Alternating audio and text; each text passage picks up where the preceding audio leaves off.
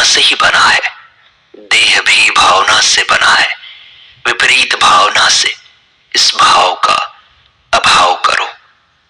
प्रकृति जड़ नहीं है, उसका कार्य जड़ है, क्योंकि प्रकृति जड़ चेतन का विभाग करती है।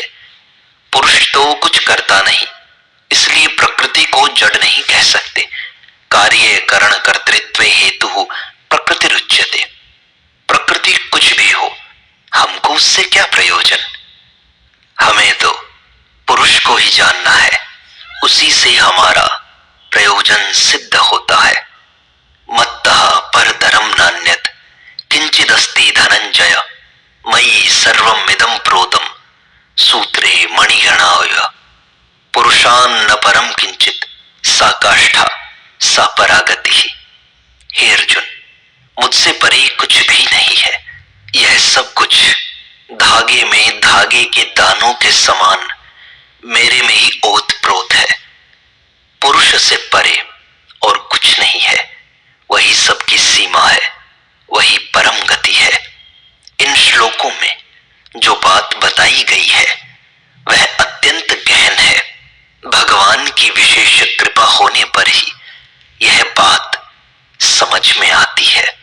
ईश्वर कृपा, गुरु कृपा, शास्त्र कृपा और आत्म कृपा, इन चार कृपाओं के होने पर ही पूरा लाभ होता है।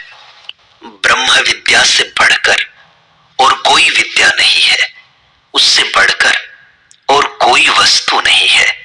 जिसके पास ब्रह्म विद्या है, उसे यदि सारा संसार अग्निमय हो जाए तो दुख नहीं होता, और स्वर्णमय हो जाए तो सुख नहीं होता।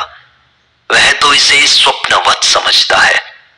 यह विश्वत तृष्णा केवल आत्मारामी पुरुष को ही धोखा नहीं देती, बाकी सब संसार को यह नचाती है।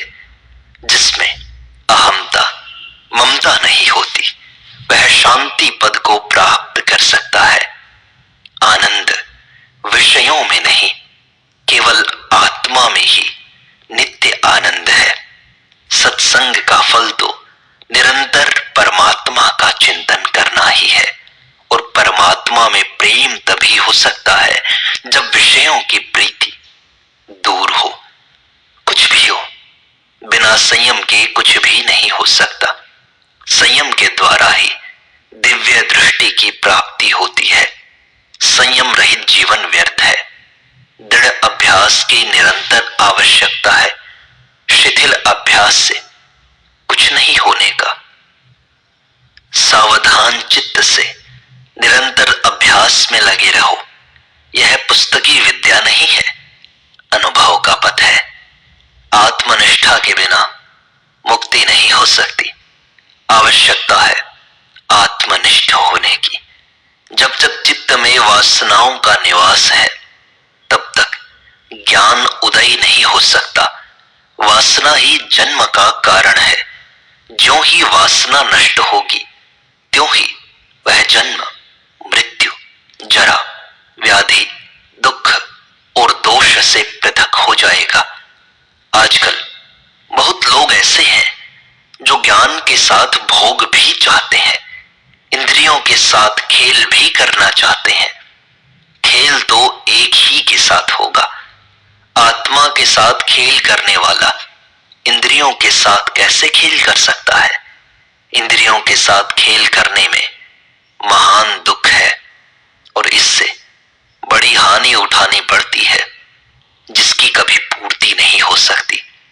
इस हानि से बचने के लिए निग्रह करना चाहिए।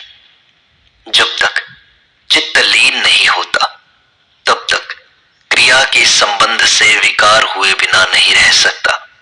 चित्त लीन हो जाने पर फिर जो क्रिया होती है वह केवल लीला मात्र होती है।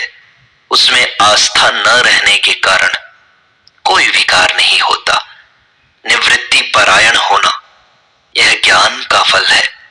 सच्चिदानंद की प्राप्ति ही मुक्ति है, और उसकी प्राप्ति होगी तब जब मन में कोई वासना न होगी।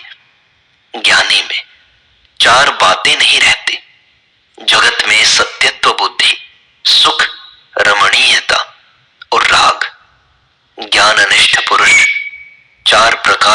त्याग करे।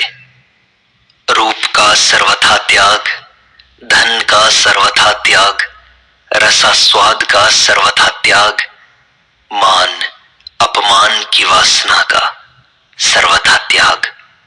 जब एक चीज छोड़ोगे तभी दूसरी में प्रवेश कर सकोगे, और जब वह दृढ़ हो जाएगी तो सब कुछ वही जान पड़ेगा और कुछ नहीं। अपने आप का चिंतन नहीं हो सकता, केवल ज्ञान ही होता है। जो अपने से पृथक है उसका तो चिंतन भी हो सकता है और ज्ञान भी। भगवान का विग्रह और गुरु का शरीर अपने से पृथक होते हैं, इसलिए उनका चिंतन भी होता है और ज्ञान भी। सच्चिदानंद परब्रह्म तो अपना आपा ही है, उसका जो चिंतन किया जाता है वह तो भाव मात्र है। जब भगवद आकार वृत्ति हो जाती है तो जीव संसार से तर जाता है, फिर उसके लिए संसार रहता ही नहीं। जैसे रस्सी का ज्ञान होने पर सर्प का अत्यंत अभाव हो जाता है, यही